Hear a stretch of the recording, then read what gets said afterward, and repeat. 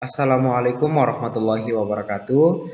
Perkenalkan, nama saya Muhammad Safar Akbari, NIM 09105803190057. Mahasiswa Program Studi Ilmu Pemerintahan semester 7 Fakultas Ilmu Sosial dan Ilmu Politik Universitas Muhammadiyah Sidenerapan.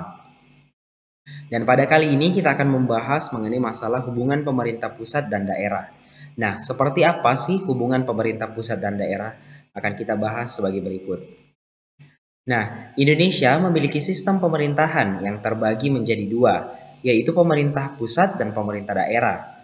Berdasarkan Kamus Besar Bahasa Indonesia atau KBBI, pemerintah pusat adalah penguasa yang bertugas di pusat melingkupi seluruh pemerintah daerah. Sedangkan, pemerintah pusat merupakan penyelenggara pemerintah bangsa Indonesia itu, terdiri dari presiden dan wakil presiden yang dibantu oleh para menteri. Sedangkan pemerintah daerah yakni penguasa yang memerintah di daerah melalui otonomi daerah. Nah, di sini dapat kita bedakan bahwa pemerintah pusat itu menyeluruh seluruh Indonesia atau dalam sebuah negara. Sedangkan pemerintah daerah adalah melalui daerah otonomi itu sendiri.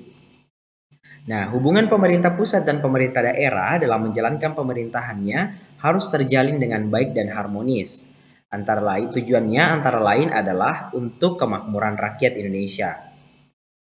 Nah, ada dua hubungan antara pemerintah pusat dan daerah, yakni yang pertama, hubungan struktural.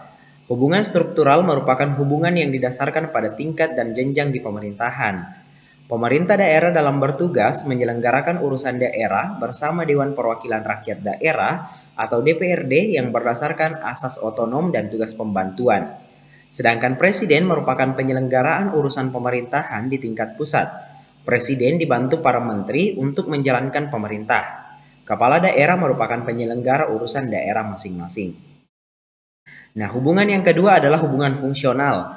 Hubungan fungsional merupakan hubungan yang didasarkan dengan fungsi yang dimiliki oleh masing-masing pemerintah.